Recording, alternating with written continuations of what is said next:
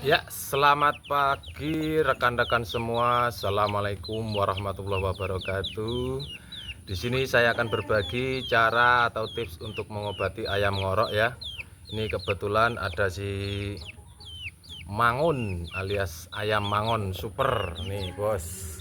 Penampakannya ini kakinya tuh. Ini ayam pukul. Jadi nggak punya jalu. Tapi kondisi saat ini masih ngorok. Mari kita cek gimana cara pengobatannya. Ya, untuk langkah yang pertama kita menyiapkan bawang putih 1 siung ini. Terus ada obat pabrikan yaitu Tetaklor. Caranya bagaimana? Langsung saja kita lolohkan bawang putihnya. Ini ayam saya masih ngorok nih. Bawang putihnya kita lolohkan. Ya, sudah masuk. Kita membutuhkan 2 butir Tetaklor. Yang pertama ini dimasukkan utuhan seperti ini.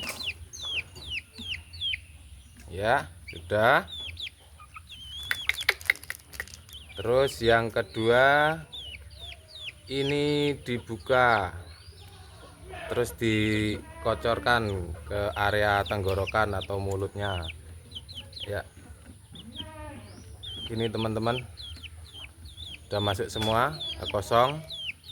Nah, kita tunggu hasilnya. Ini dilakukan rutin sehari 2 kali, pagi sama sore pemberian bawang putihnya.